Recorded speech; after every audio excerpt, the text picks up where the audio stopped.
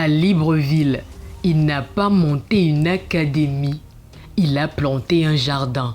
Ici, on ne cultive pas les talents, on fait pousser des hommes.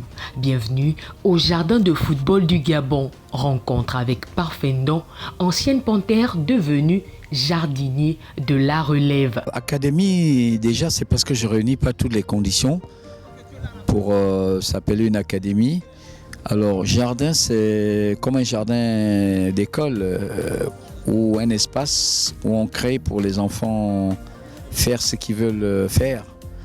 Donc, en prenant bien sûr du plaisir dans ce qu'ils veulent faire. Alors, c'est pour ça la domination, le jardin de football du Gabon. Alors, l'envie est venue de moi-même dès que j'ai arrêté de jouer parce que je me sentais comme redevable parce que ce que je suis aujourd'hui, c'est le football qui me l'a donné. Et puis, après avoir laissé ma carrière, alors je l'avais déjà fait en Europe où j'ai vécu pendant 15 ans en Suisse. Alors je me suis dit le moment était venu de rentrer chez moi pour rendre mon pays ce que le pays m'avait donné. Alors voilà l'idée que j'avais mûrie pendant que j'étais chez les Blancs. Il faut aussi être précis sur les âges parce que à 3 ans, 4 ans, 5 ans, ils viennent d'abord pour de l'animation. Ils subissent déjà pas une formation parce que avant 6 ans, l'enfant n'a pas des exercices d'effort physique à faire. Nous sommes plus dans l'animation, donc les occupations, on les occupe. À partir de 6 ans, là, il rentre dans un système où il assimile plus. Je pense que ce matin, vous avez vu, nous avons vraiment des garçons. On a Youssef qui a 3 ans, c'est le plus jeune du club. Il a commencé, il faut dire, presque à 2 ans. Aujourd'hui, Youssef, il sait déjà, il corrige même déjà les plus petits qui arrivent aussi, ou les nouveaux qui arrivent, même qui sont plus grands que lui. Youssef arrive à les corriger parce que mais il sait déjà de quelle partie du pied il faut recevoir le ballon, il faut courir la tête haute, comment placer les pieds. Donc, il connaît ça déjà à 3 ans. Donc, quand Youssef va arriver à 6 ans, il aura de l'avance. Il aura de l'avance. Donc, voilà pourquoi j'avais créé cette brèche. Alors, mais nous sommes toujours limités, toujours au niveau des conditions parce que nous n'avons pas tout le matériel qu'il nous faut pour pouvoir vraiment faire de la formation. Alors, mais nous avons la chance d'avoir déjà 5 terrains de football dont M. Assélé met à notre disposition. Donc, c'est exceptionnel et c'est pour nous le plus grand outil qu'on peut avoir. Mais maintenant, le matériel en lui seul, mais nous essayons de nous débrouiller à l'avoir comme nous pouvons. Ancien défenseur d'Azingo National, passé par la Suisse, il a tout quitté, pas pour briller, pour transmettre. Cette année, nous avons quand même eu un garçon qui a joué presque titulaire en première division à 105. Nous avons un garçon qui a fait monter Missile en première division cette année, titulaire. On a 4 qui sont dans des différents centres de formation en France. Là, nous avons au moins 2 ou 3 qui vont partir cette année. Mais chaque année, on n'a pas besoin de mettre ces rapports en public. On n'a pas besoin, nous laissons parler nos talents. Moi, j'ai les entraîneurs de ces différents clubs qui ont eu nos joueurs qui me disent eux-mêmes, qui me font le retour de nos produits qu'ils prennent. Ça veut dire que nous ne faisons pas n'importe quoi. Maintenant, pour les parents qui cherchent un sport-études, je les accompagne toujours, comme ceux qui sont partis en Europe. On les accompagne pour que les enfants soient mis dans des bonnes conditions dans les pays où ils vont.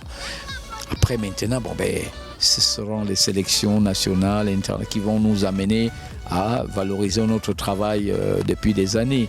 Mais moi, je ne suis pas là à compter le nombre de joueurs que je dois. Non, moi, c'est la qualité du travail dont je suis plus exigeant. Ça sert à rien de mettre 3-4 garçons en première division qui ne remplissent pas les critères de jouer en première division.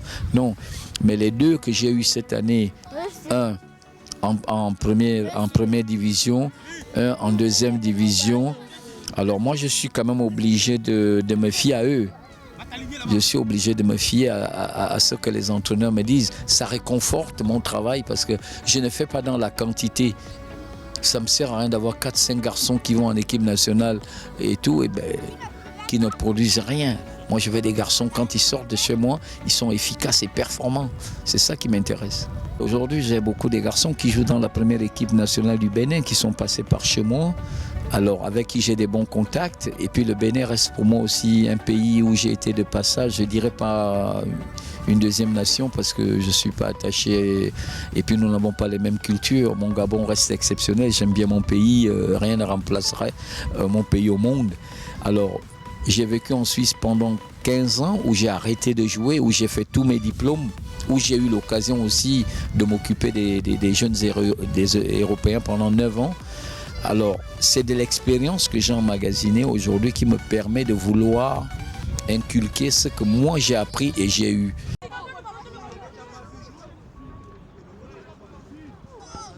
Le résultat, des jeunes qui rêvent pro, mais qui ont d'abord un baccalauréat en poche. C'est parce que le ballon ne suffit pas, c'est surtout après la carrière. C'est après la carrière, si tu n'as pas eu un bon niveau d'études, si tu n'as pas eu un bon métier, il sera très difficile de t'insérer dans la société. Et c'est ça le plus grand problème quand on arrête, parce que deux fois on n'a pas prévu quelque chose. Et quand tu n'as pas prévu quelque chose dans ce que tu as gagné, au moins si tu avais un bon bagage scolaire, tu peux au moins te réorienter à faire autre chose. Voilà pourquoi chez moi, on s'entraîne tous les jours. Mais j'ai laissé tous les jours. Mais tous les jours, les enfants ne sont pas obligés de venir à l'entraînement. Mais c'est pour laisser les parents le choix du jour qui peut les amener à amener leurs enfants à l'entraînement. C'est ça qui m'intéresse parce qu'à la fin de chaque trimestre, j'ai quand même un contrôle sur les bulletins scolaires. C'est ça qui m'intéresse le plus. Chez nous, avec les parents en début de saison, nous nous sommes fixés une moyenne. Ce garçon qui ne rentre pas dans cette moyenne, on est obligé de l'exclure pour qu'il aille se rattraper pour le deuxième trimestre et revenir quand il est déjà rentré dans ce que nous nous sommes fixés avec les parents. Parce que nous avons quand même aussi une coopérative entre guillemets avec les parents des enfants qui est mise en place pour nous permettre tous d'être en harmonie dans ce qui se fait au club. Son but, que le prochain grand joueur gabonais sorte d'ici. Loin d'un polémique, il parle structure. Pour lui, le problème n'est pas sur le terrain. Il y a quelques années en arrière, j'avais postulé pour la direction technique nationale. C'est parce que je voulais essayer d'instaurer le modèle suisse. Vous remarquez que la Suisse n'est pas un grand pays de football, mais chaque année, la Suisse est dans une grande compétition. Et ils sortent toujours par la grande porte. Et il reste à signaler quand même que la Suisse n'a pas des centres de formation. La Suisse a des centres de pré-formation. La Suisse n'a rien à voir avec la France au niveau de la formation. Ils ont des centres de pré-formation. Et je pense que c'est un modèle idéal pour nous, pour le football gabonais. Et ça ne pouvait que nous amener au bon résultat. Mais c'est juste moi, ce modèle-là, et c'est ce qui mérite beaucoup parce que tout ce que je fais pour mon pays, je fais avec amour. J'ai joué pour mon pays pendant 45 fois. J'ai jamais triché vis-à-vis de mon pays. Donc aujourd'hui, quand je vois ce qui se fait, je suis révolté et je suis obligé de sortir parfois hors de moi parce que ça me dépasse et je ne comprends pas que l'on peut dire aimer son pays et traiter son pays de la sorte ou le voir son pays souffrir de la sorte. C'est là où est mon désarroi et c'est ce qui m'amène parfois à aller au-delà de ce que je peux faire parce que je ne comprends pas dire aimer quelqu'un, avoir de l'amour pour quelqu'un et procéder de la sorte. C'est ça qui me dérange le plus. Tu ne peux pas dire à ta femme je t'aime et tu la bats tous les jours. Parfendon n'a pas raccroché les crampons. Il les a passés à la génération suivante.